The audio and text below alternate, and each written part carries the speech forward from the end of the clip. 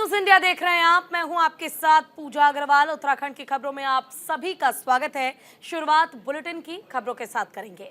मुख्यमंत्री पुष्कर सिंह धामी मथुरा के दौरे पर हैं। यहां उन्होंने भगवान श्री कृष्ण की क्रीड़ा स्थली गोवर्धन धाम में दान घाटी मंदिर में गिरिराज महाराज के दर्शन कर देश और प्रदेश की खुशहाली की कामना की। इसके बाद मुख्यमंत्री धामी ने गुरु कृपा गार्डन में पार्टी कार्यकर्ताओं से मुलाकात की। पार्टी कार्यकर्ताओं द्वारा उनका जोरदार स्वागत किया गया, जहां उन्होंने पीएम नरेंद्र मोदी के अयोध्या दौरे पर कहा कि पूरी दुनिया के राम भक्तों को लंबे समय से प्रतीक्षा थी। वो प्रतीक्षा 22 जनवरी को पूरी होगी। उस दिन भगवान राम लला अपने स्थान पर विराजमान हो रहे हैं। ये स्वप्न पूरा हो रहा है। ये हमारे लिए बहुत गौरव की बात है। सुनिए ये बयान। आदरणीय मोदी जी के नेतृत्व में लंबे समय से जो पूरे राम भक्तों का, राष्ट्र भक्तों का, दुनिया भर के लोगों का एक प्रतीक्षा थी, वो प्रतीक्षा 22 जनवरी को भगवान रामलला अपने स्थान पर विराजमान हो रहे हैं। ये सब स्वप्न पूरा हो रहा है, संकल्प पूरा हो रहा है। हम सब लोगों के लिए बहुत ही गौरव की बात है। पूरे देशवासियों के लिए इस अवसर का साक्षी होने का एक ऐतिहासिक अवसर प्राप्त हुआ है कि भगवान जो है अपने स्थान पर हो रहे हैं। और आज वहाँ पर माननीय प्रधानमंत्री जी का रोड शो भी है, नए एयरपोर्ट को समर्पित भी कर रहे हैं देश को। और साथ ही साथ उस एयरपोर्ट का नाम महर्षि वाल्मीकि जी के नाम पर उसका नामकरण किया जा रहा है, जो समस्त राम भक्तों के लिए बहुत ही गौरव। तो वहीं उत्तराखंड में लोकसभा चुनाव से पहले बम्पर भर्ती होने जा रही है। इसके साथ ही कई भर्तियों के परिणाम भी आने वाले हैं। मिली जानकारी के मुताबिक उत्तराखंड लोक सेवा आयोग ने इस साल अभी तक 3040 पदों पर अधिकारियों की भर्तियां की हैं, जबकि 3595 का परिणाम तैयार हो रहा है। धामी सरकार का दावा है कि राज्य में जहां 22 सालों में 6869 अधिकारी भर्ती हुए हैं, तो वहीं धामी सरकार ने एक साल में ही इनकी संख्या 6635 पहुंचा दी है। वहीं बीजेपी विधायक विनोद चमोली का दावा है कि ये अभी सिर्फ शुरुआत है। आगे धामी सरकार बम्पर भर्तियों के साथ ही बड़ी संख्या में युवाओं को रोजगार देने की दिशा में कार्य कर रही है और इसी के तहत इन्वेस्टर समिट में हुए MOU को जल्द से जल्द धरातल पर उतारा जाएगा ताकि युवाओं को रोजगार मिल सके। सामंजस्य की स्थिति पैदा हुई है कि जिस सीबीआई भर्ती घोटालों की सीबीआई जांच के लिए हम 304 दिनों से वहां पर बैठे हुए हैं और यहाँ का युवा सरकार की तरफ उम्मीदों की नज़र से देख रहा कि कभी ना कभी सरकार भर्ती घोटालों की सीबीआई जांच करवाएंगे, परंतु आज जब उसका कारण पता लगा तो अपने आप में बड़ा अचंभित होने वाली बात है। आज जब ये पता लगा कि सीबीआई जांच क्यों नहीं हो रही है, क्योंकि सीबीआई जांच में एसडीएम जैसे पदों के लिए उत्तराखंड सरकार की कैबिनेट और उत्तराखंड के मुख्यमंत्री खुद पैरवी कर रहे हैं, खुद एडी चोटी का।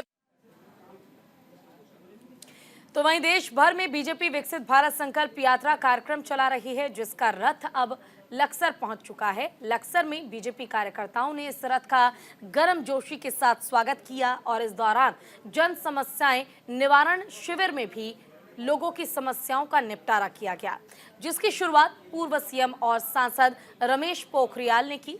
इस संकल्प यात्रा कार्यक्रम के जरिए जिन लोगों को अभी तक योजनाओं का लाभ नहीं मिला है, उनकी समस्याओं का निवारण मौके पर ही किया जा रहा है। लक्सर में आयोजित कार्यक्रम में सांसद डॉक्टर निशंक ने 1 दर्जन से अधिक पीएम आवास योजना के लाभार्थियों को उनके घरों की चाबी सौंपी है। आदरणीय मल्लिकार्जुन खड़गे जी ने आगामी लोकसभा चुनाव को देखते हुए किया है। उत्तराखंड राज्य में भी कुमारी शैलजा जी को जिम्मेदारी दी है। एक नया वातावरण बना है। जिला स्तर पर जिला कार्यकर्ता सम्मेलन आयोजित हो चुके हैं। प्रदेश स्तरीय सम्मेलन अब होने बाकी हैं। बहुत जल्दी शैलजा जी उत्तराखंड आने वाली हैं। देहरादून में उनका बड़ा स्वागत किया जाएगा, उसकी तैयारी चल रही है।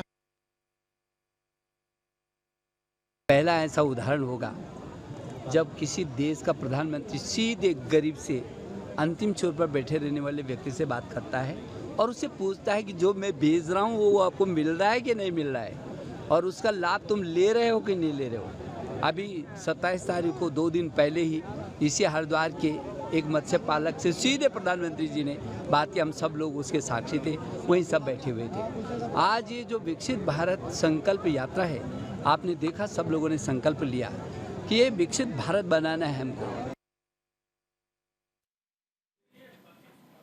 और अब खबर लक्सर से है, जहां पर कांग्रेस संगठन में बड़ा फेरबदल होने से कांग्रेस नेता खुश हैं। ये खुशी कुमारी शैलजा को कांग्रेस का उत्तराखंड प्रभारी बनाए जाने को लेकर है।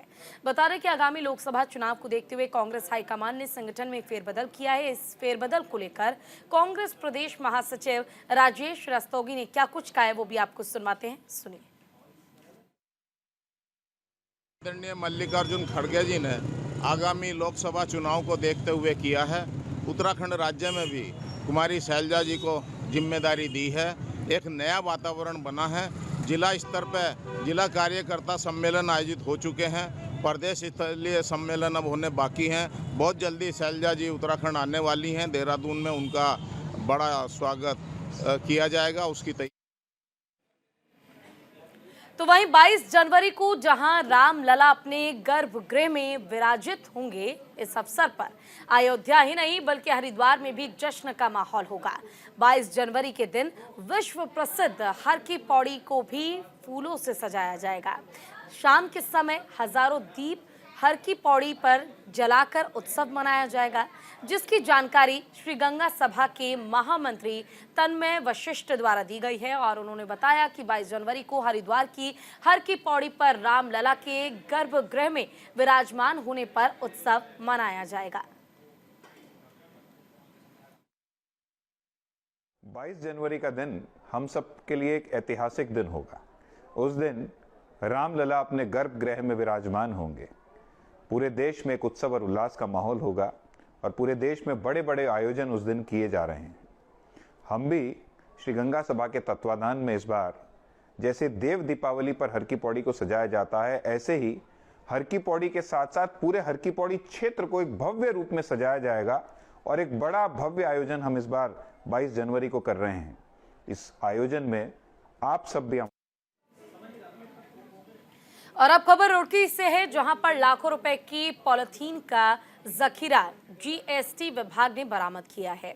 जीएसटी विभाग ने छापा मारकर लाखों रुपए की प्रतिबंधित पॉलिथीन जब्त की है।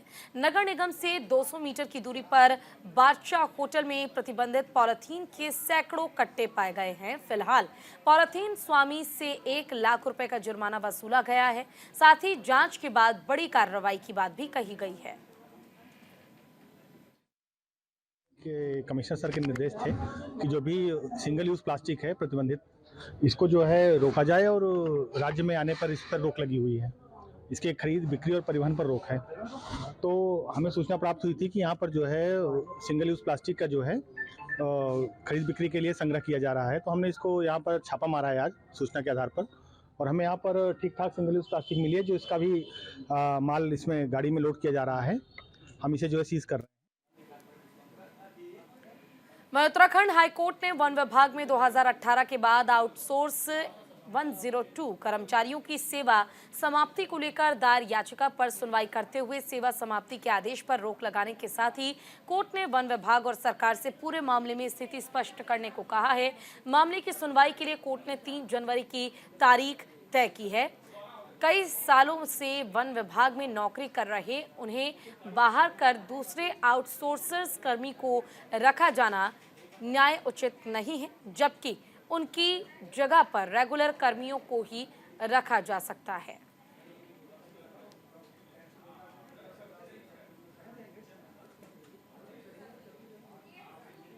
वहीं उत्तराखंड बेरोजगार संघ ने प्रदेश सरकार पर भर्ती घोटाले की सीबीआई जांच न करने का आरोप लगाया है। बता दें कि बेरोजगार संघ ने प्रदेश में एसडीएम पद पर हुई परीक्षाओं की सीबीआई जांच कराए जाने की मांग की। ये मांग पिछले 304 दिनों से लगातार जारी है। उनका आरोप है कि इस घोटाले में राज्य सरकार का भी हाथ है, इसलिए उनकी मांगे पूरी नहीं हो रही हैं। धामी सरकार लगातार भ्रष्टाचारियों के खिलाफ कदम उठा रही है, जिसकी तारीफ भी बेरोजगार संघ ने की है।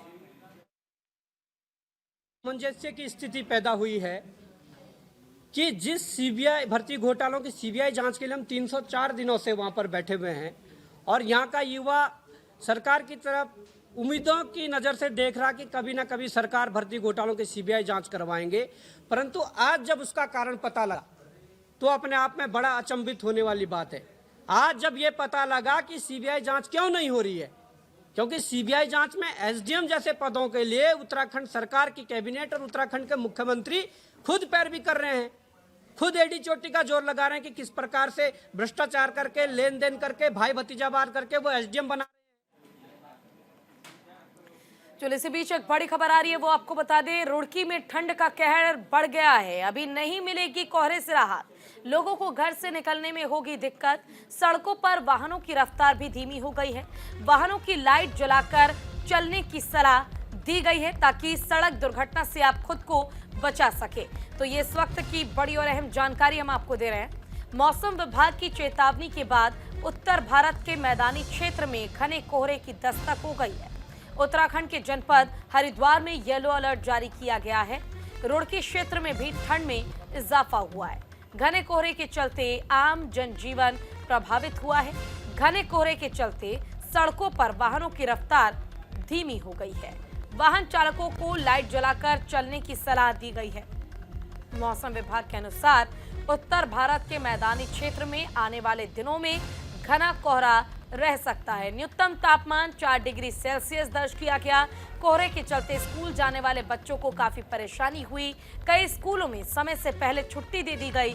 घने कोहरे के चलते सड़कों पर वाहनों की रफ्तार काफी धीमी हो गई है।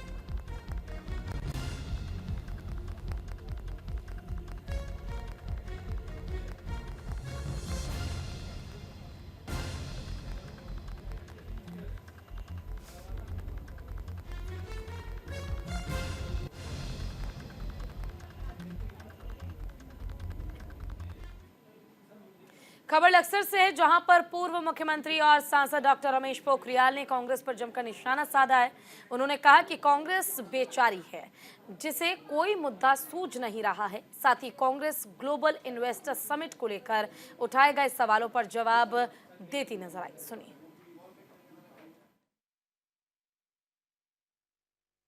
पूर्व मुख्यमंत्री डॉक्टर रमेश पोखरियाल सिंह जी हमारे साथ में हैं। आज लक्सर दौरे पर बात कर लेते हैं। सर, सरकार ने दायित्व बांट दिए हैं, लेकिन विपक्ष सवाल उठा रहा है कि दायित्वधारियों का मान दे और गाड़ी का जो बजट बढ़ा दिया। कर्ज में डूबे प्रदेश की हालत पहले खराब है, कैसे पूरा करेंगे, क्या कहेंगे? विपक्ष को पता नहीं कि उन्होंने क्या क्या किया था। जी, ये लोकतंत्र है। जी जी, लोकतंत्र में ऊपर से नीचे तक अधिकारों को, कार्यों को प्रभाजित होता है, विभाजित होता है, लोगों को दिया जाता है, लोग सब मिलकर के काम करते हैं। तो विपक्ष के पास, कोई बेचारों के पास कुछ मुद्दा ही नहीं है। छोटी छोटी बातों में उलझे हुए हैं। जी, क्या कांग्रेस ने कितने लोगों को दायित्वधारी बनाया था आपको मालूम है? हमने तो कुछ भी नहीं बनाया। हम तो प्रमुख चीज़ों में कर रहे हैं और ये लोकतंत्र है, होना चाहिए। ग्लोबल इन्वेस्टर समिट पर भी सवाल उठा रहे कि साहब चुनावी स्टंट है 2024 का, धरातल पे कुछ भी नहीं हो पाया अभी। कौन उठा रहे हैं ये? पूर्व मुख्यमंत्री हरीश रावत ने भी उठाया, ट्वीट तो किया। उन्होंने कितना किया था, पहले मैं पूछता हूँ, उन्होंने कितना किया था? कांग्रेस ने कितना किया था? असल में कांग्रेस की स्थिति क्या है? वो बेचारी शब्द हो गई, बेचारा। कांग्रेस बेचारी हो गई। वो कुछ ना कुछ बोलते, उनको ही पता नहीं क्या बोल रहे हैं। उनको पूछो तो बाद में भूल जाता है, अरे उसमें बोल दिया यार, हम कोई दिमाग ही काम नहीं कर रहा है, ये बीजेपी हो गए सब जगह, तो अब परेशानी ये हो रही है। तो इसलिए कुछ भी बोल देना बिना सोचे समझे। उन्होंने गवर्नमेंट चलाई है, हम गवर्नमेंट चला रहे हैं, हम ताकत के साथ गवर्नमेंट चला रहे हैं और प्रमाणों के, तथ्यों के साथ। और आज हमने इन 9 साल में मोदी जी की अगुवाई में आप हरिद्वार जिले को पूरी काया पलट कर दी, हमने पूरी काया पलट कर दी। तो उनको समझ में आना चाहिए काम कैसे होते हैं। रमेश पोखरियाल सिंह जी कह रहे हैं कि जिस तरह से विपक्ष सवाल उठा रहा, उससे लगता कि विपक्ष की बुद्धि फेल हो गई है, उसे कुछ सूझ नहीं रहा। इन्होंने दावा किया कि 2024 में 400 के पार का जो नारा दिया है उसमें सफल होंगे, ये इनका दावा। देखने वाली बात है 2024 में कितनी सीटें। बढ़ते हैं आगे। मसूरी विंटर लाइन कार्निवल के तहत आईटीबीपी और सीआरपीएफ ने हाईटेक हथियारों की प्रदर्शनी लगाई, जिसे देखने के लिए बड़ी संख्या में लोग पहुंचे। और इस अवसर पर सीआरपीएफ और आईटीबीपी के अधिकारियों के निर्देश में सुरक्षा बल के प्रति आमजन प्रभावित हो। इसे लेकर हथियारों की प्रदर्शनी भी लगाई गई, जिसमें आधुनिक हथियारों की प्रदर्शनी के साथ इनकी मारक क्षमता, उपयोगिता और नाना प्रकार के हथियार यहां आकर्षण का केंद्र बने रहे। इस दौरान कई लोगों ने अपने हाथों में हथियार लेकर स्वयं को गौरवान्वित महसूस किया और देश की सुरक्षा बल के प्रति कृतज्ञता प्रकट की। साथ ही कई नव युवाओं और साथी युवतियों ने भी यहां हथियारों को लेकर सेल्फी भी खिंचवाई और इन हथियारों की खूबियों को जानकर इनके बारे में महत्वपूर्ण जानकारी हासिल की। में हिमाचली कलाकार विक्की चौहान और उत्तराखंड की कलाकार प्रियंका मेहर के नाम शामिल है। विक्की चौहान और प्रियंका मेहर का जादू दर्शकों के सिर चढ़कर बोला। सबके पहले प्रियंका मेहर ने मंच संभाला। इन्होंने अपने उत्तराखंड और जौनसारी के साथ ही बॉलीवुड के गीतों से जमकर धमाल मचाया और लोगों को नाचने पर मजबूर कर दिया। इसके बाद स्टार नाइट के मुख्य कलाकार विक्की चौहान ने मंच संभाला। दर्शकों ने सीटियां बजाकर इनका स्वागत किया। मज़ा आया और थोड़ा सा लेट हो गया, बट मुझे ऐसा लगता है कि अंत भला तो सब भला। मज़ा आया और मैं पहली बार मसूरी आई हूँ, मतलब वैसे तो मसूरी आई हूँ पर परफॉर्मेंस मैंने पहली बार की है, तो मुझे बहुत अच्छा लगा। मैं हमेशा से विंटरलाइन कार्निवल में शो करना चाहती थी, तो इस बार मैं आई और जितने भी लोग देखने आए थे उनका बहुत सपोर्ट रहा, बहुत हल्ला रहा। तो जब ज़्यादा तालियाँ बजती हैं और लोग इतना सपोर्ट करते हैं तो आर्टिस्ट को भी बहुत मज़ा आता है। तो बहुत मज़ा आया, दोबारा आना चाहूँगी। मैं आप सभी को बताना चाहती हूँ कि 2024 में मैं उम्मीद कर रही हूँ कि बहुत अच्छा साल होने वाला है मेरे लिए। आई एम मैनिफेस्टिंग और एक बहुत अच्छी मूवी के लिए मैंने गाना किया है, तो दुआ कीजिएगा आप सभी। जल्दी वो रिलीज़ होगी और बहुत अच्छे अच्छे गाने, कुछ अलग आपको देखने को मिलेगा।